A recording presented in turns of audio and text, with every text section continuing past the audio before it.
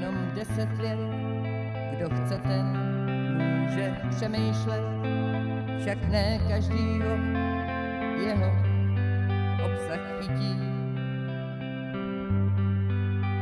Že je to návod praktický, to asi platí navždycky, rozhodně má širší využití.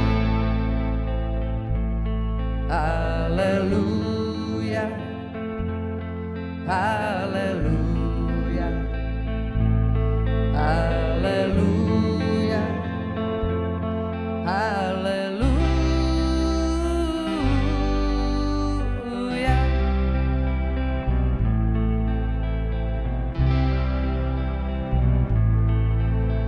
Těch 10 bodů božích věd by klidně mohlo spasit svět, jenže pořád někde něco vázlo.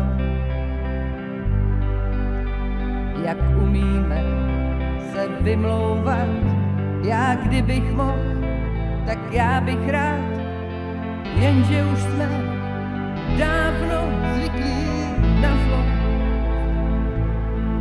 Haleluja, haleluja, haleluja, haleluja.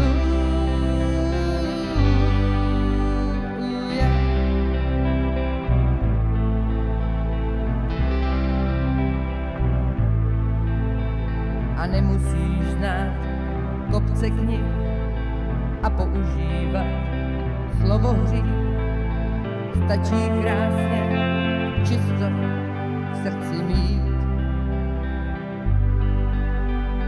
A nemusíš stát v kostele a vzývat strážný anděle, i když já tam radši občas zajdu.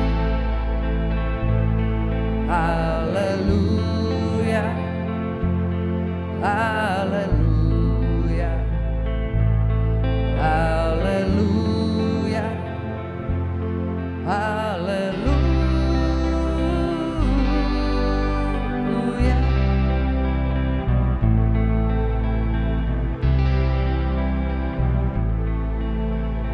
A možná si zas vzpomenou, že moc práce je duše žrou a že je dobrý sednout si a zpívat.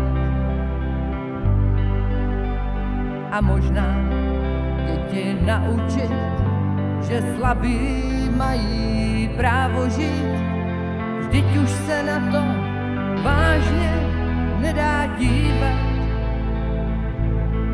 Haleluja, haleluja.